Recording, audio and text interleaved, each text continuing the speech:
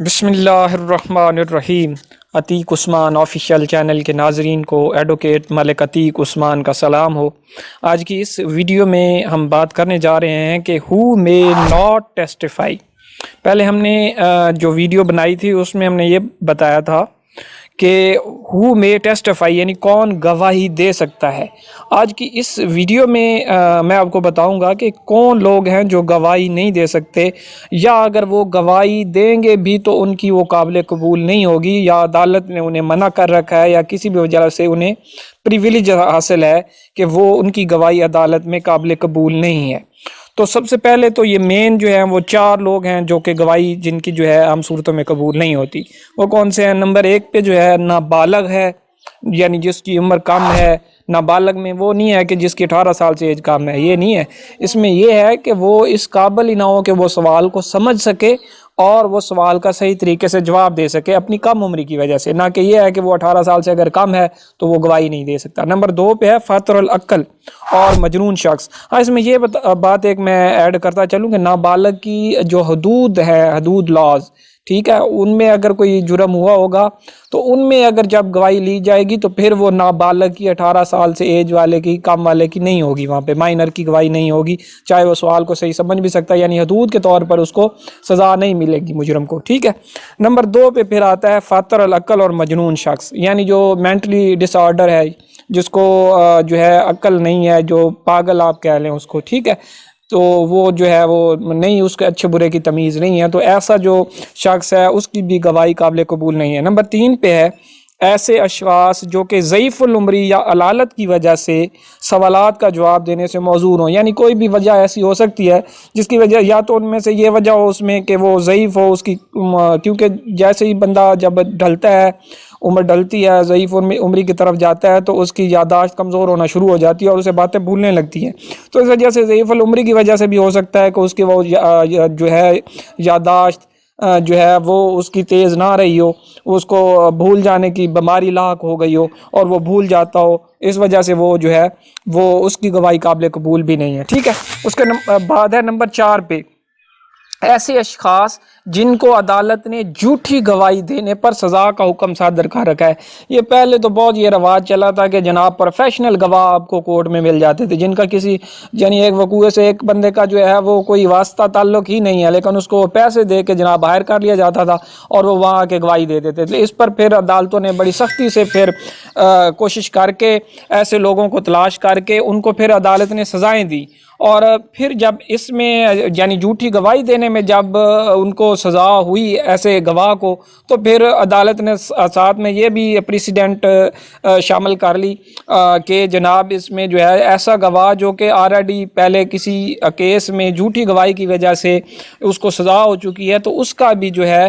وہ گواہی اب قبول نہیں کی جائے گی۔ اب جو آگے میں آپ کو بتانے جا رہا ہوں یہ وہ اشخاص ہیں یا وہ لوگ ہیں جن کو جو ہیں تو قابل قبول، یعنی گواہ نہ تو وہ نابالغ ہے، نہ وہ بے وقوف ہے، نہ مینٹلی ڈس آرڈر ہے، نہ وہ بوڑھا شخص ہے، ٹھیک ہے، نہ ہی اس کو کوئی سزا ہوئی ہے، لیکن وہ ویسے تو معیار پر پورا اتر رہا ہے کہ یعنی وہ گواہی تو دے سکتا ہے، ایک مکمل شخص ہے، لیکن اس کو باؤنڈ کیا ہوا ہے کورٹ نے کہ وہ اس کی گواہی جو ہے وہ عدالت میں قابل قبول نہیں ہوگی، یا اس کو مجبور ہی نہیں کیا جا سکتا، کوئی بھی مجبور نہیں کرے گا کہ وہ گواہی دے۔ جیسے کہ پہلے نمبر پہ یہ ویسے تو قانون شہادت آرڈر کے 4 سے لے کے 14 تک جو ہیں یہ بتائی گئی ہیں، اس میں جو ہے نا اس کو پریویلیج حاصل ہے، ٹھیک ہے۔ تو یہ ایسے لوگ ہیں یا ایسے گواہ ہیں جن کو پریویلیج حاصل ہے کہ ان کو گواہی کے لیے کمپیل نہیں کیا جا سکتا، دباؤ نہیں ڈالا جا سکتا، ٹھیک ہے۔ تو وہی ڈسکس کریں گے یہاں پہ، ٹھیک ہے۔ اس میں پہلے نمبر پہ ججز ہیں، مجسٹریٹ ہیں، ان کی گواہی جو ہے، ٹھیک ہے۔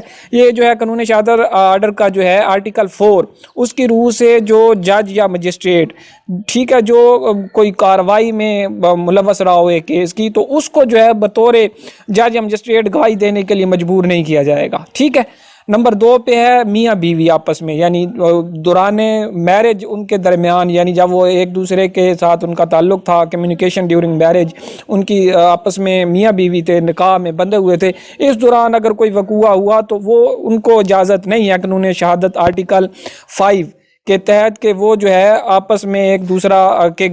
خلاف کورٹ میں گواہی دیں، یہاں تک کہ وہ جس کے خلاف گواہی دی جا رہی ہے، جس کے لیے گواہی دی جا رہی ہے، وہ اس کو اجازت نہ دے، ٹھیک ہے۔ اس کے بعد آتا ہے امور مملکت کے بارے میں شہادت، evidence as to affair of state. قانون شہادت کے آرٹیکل 6 کی روح سے کسی شخص کو ایسی معلومات یا شہادت دینے کی اجازت نہیں ہے جو کہ امور مملکت کے بارے میں غیر شائع، یعنی ابھی گزٹ شائع نہیں ہوا ہے، پبلک نہیں ہوا، اور وہ سرکاری ریکارڈ ہے، تو اس کو جو ہے وہ شہادت، اس کے بارے میں شہادت دینے کی کورٹ قطعاً اجازت نہیں دے گی، ٹھیک ہے۔ اس کے بعد سرکاری مراسلات ہیں، ٹھیک ہے، آفیشیل کمیونیکیشن، یعنی جو ڈپارٹمنٹس ہیں ان کے آپس میں جو ہے سرکاری معاملات ہوتے ہیں، اس کو جو ہے وہ عہدے کے اعتبار سے، یعنی قانون شہادت جو ہے آرٹیکل 1984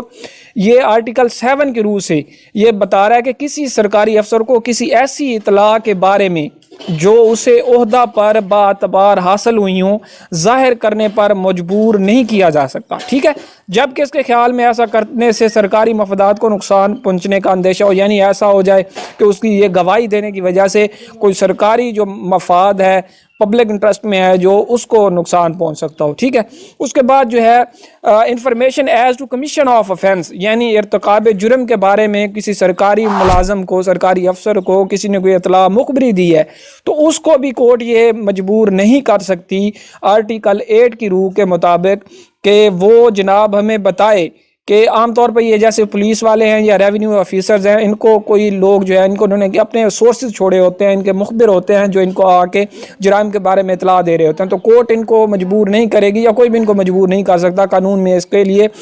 پریویلیج دیا گیا ہے ایسے افسر کو کہ اس کو یہ نہیں پوچھا جائے گا کہ اس کو یہ جو ہے اطلاع ملی ہے وہ کہاں سے ملی ہے، اس کو کس نے دی ہے، ٹھیک ہے۔ اس کے بعد ہے پروفیشنل کمیونیکیشن۔ اب قانون شہادت آرٹیکل جو ہے 9 اس کی روح سے جو وکیل ہے، ٹھیک ہے، وہ اس کو سائل کی اجازت اور رضامندی کے بغیر وہ کوئی بھی بات، یعنی ان دونوں کے درمیان جو مکالمہ ہوا ہے آپس میں سیکرٹ باتیں ہیں موکل سائل کے ساتھ یا سائل کی موکل کے ساتھ، ٹھیک ہے، اس میں جو ہے موکل اور سائل تو ایک ہی ہے نا، موکل یا سائل جو ہے اس کی وکیل کے ساتھ جو آپس میں ڈسکشن ہے، ان کو دونوں کی رضامندی کے بغیر، ٹھیک ہے، کورٹ میں نہیں ان کو کمپیل نہیں کیا جائے گا، یعنی کورٹ یہ مجبور وکیل کو بھی نہیں کر سکتی کہ وہ اپنے کلائنٹ نے جو اس کو کوئی بتایا ہے، جو کچھ سیگا راز کی باتیں ہیں وہ بتائی ہیں، وہ یہاں پہ اس کے بارے میں گواہی دے، یا کلائنٹ کو بھی یہ نہیں، موکل کو بھی نہیں، یا عدالت مجبور کرے گی کہ آپ کو وکیل نے جو مشورہ دیا ہے، جو کوئی خفیہ بات ہے وہ ہمیں بتاؤ، ٹھیک ہے۔ اس کے بعد جناب ہے کنفیڈینشیل کمیونیکیشن ود لیگل ایڈوائزر، ٹھیک ہے، یہ عام لوگوں کے کمپنیز کے لیگل ایڈوائزر ہوتے ہیں جو ان کو جناب قانونی مشورے دیتے ہیں، ٹھیک ہے، ان کو بھی عدالت مجبور نہیں کرے گی کہ وہ انہوں نے کیا مشورہ دیا ہے اپنی جو ان کی فرم ہے یا جو ان کا کلائنٹ ہے، ٹھیک ہے۔ اب جو گواہ ہے جو فریق مقدمہ نہیں ہے آرٹیکل 13 کی روح سے، ٹھیک ہے، اب دو پارٹی ہیں، ان کا آپس میں کیس چل رہا ہے، تو اب یہاں پہ ایسا ہے کہ اب تیسری پارٹی کو ہمیں ضرورت ہے وہاں پہ گواہی کی، اب تیسرے بندے کی، تھرڈ پارٹی کو، تو اس کو بھی مجبور نہیں کیا جا سکتا کہ وہ جناب زبردستی آئے اور یہاں پہ گواہی دے، یہ آرٹیکل 13 کہہ رہا ہے، ٹھیک ہے۔ اب دستاویز جو پیش کرنا ہے، ٹھیک ہے، اب یہ آرٹیکل 14 میں یہ ہے کہ ایک تھرڈ پارٹی ہے، اس کے پاس کوئی دستاویز پڑی ہے، ڈاکومنٹ پڑا ہے، جو اس کا اصل جو مالک ہے وہ ہے اور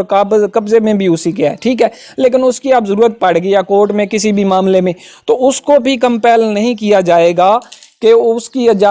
کو یہ نہیں کہا جائے گا کہ وہ جناب اس کو لے کے آئے، یہاں پہ عدالت پہ لے کے آئے، اس کو مجبور نہیں کیا جائے گا، ٹھیک ہے۔ تو یہ تھے جو چند باتیں اور چند جو پریویلیجز ہیں، یعنی پہلی تو ہم نے ویڈیو بنائی تھی کہ گواہی کون دے سکتا ہے، ہو may testify، اب یہ وہ لوگ ہیں جو گواہی نہیں دے سکتے، یا ان میں وہ بھی ہیں جن کو اگر وہ گواہی دیں گے بھی تو ان کی قابل قبول نہیں ہے، اور وہ بھی ہیں جن کو عدالت ہی نہیں مجبور کر سکتی کہ کوئی گواہی دیں، ٹھیک ہے۔ امید ہے یہ میری چھوٹی سی ویڈیو آپ کو پسند آئی ہوگی، اگر آپ کو ویڈیو اچھی لگی ہو تو لائک کر لیں، اگر چینل کو ابھی تک سبسکرائب نہیں کیا تو جلدی سے چینل کو سبسکرائب کر لیں۔ ملتے ہیں اسی طرح کی لا ریلیٹڈ اور انفارمیٹیو ویڈیو کے ساتھ، اس وقت تک اللہ حافظ۔